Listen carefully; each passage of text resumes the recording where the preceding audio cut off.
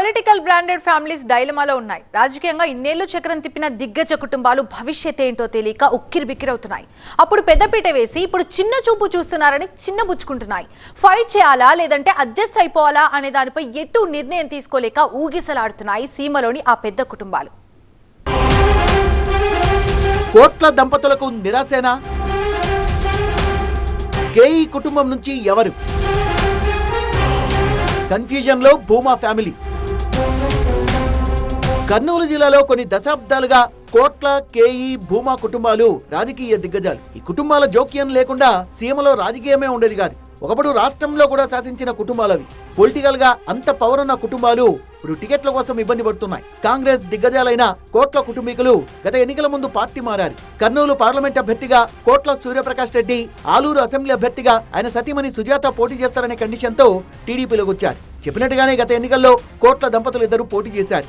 వచ్చే ఎన్నికల్లో ఆ కండిషన్ కుదరదంటోంది పార్టీ అధిష్టానం. కోట్ల సూర్యప్రకాష్ రెడ్డికి కర్నూలు పార్లమెంట్ టికెట్ ఇచ్చేందుకు నిరాకరిస్తోందట టీడీపీ అధిష్టానం. ఈసారి అక్కడి నుంచి బీసీ అభ్యర్థిని బరిలోకి దించే ఆలోచనతో పార్టీ నాయకత్వం ఉందని సమాచారం. కర్నూలు పార్లమెంట్ నియోజకవర్గం నుంచి 5 దశాబ్దాలుగా కోట్ల కుటుంబీకులు పోటీ చేస్తున్నారు. ఇప్పుడు వీలు కాదంటే ఎలా అని ఆలోచనలో పడ్డారట కోట్ల సూర్యప్రకాష్ రెడ్డి. మరోవైపు ఆలూరు అభ్యర్థిగా కోట్ల సుజాత పేరుని పార్టీ ఇంకా అధికారికంగా ప్రకటించలేదు. అధిష్టానం ఎలాంటి క్లారిటీ ఇవ్వకపోవడంతో కోట్ల కుటుంబం కన్ఫ్యూజన్ లో ఉంది.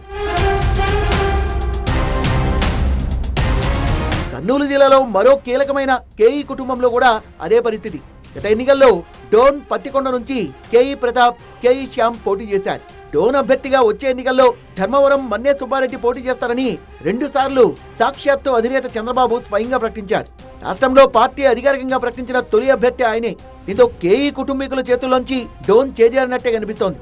నంద్యాల జిల్లాలో చేరడంతో భవిష్యత్తులో కూడా కేఈ కుటుంబీకులకు డోన్ ఉండదని ప్రచారం జరుగుతోంది. పత్తికొండ టికెట్ పై కూడా కేఈ కృష్ణమూర్తి కొడుకు శ్యామ్ కి పార్టీ ఇంకా స్పష్టత ఇవ్వలేదు. 2019 ఎన్నికల్లో శ్యామ్ పోటీ చేశారు. మాజీ మంత్రి బాబాయ్ అయిన కేఈ ప్రభాకర్ టికెట్ కోసం డిమాండ్ చేస్తుండడంతో పత్తికొండ టీడీపీలో గందరగోళ పరిస్థితి ఉంది. దీంతో నియోజకవర్గంలో పూర్తి స్థాయిలో ఎవరూ దృష్టి పెట్టలేకపోతున్నారు.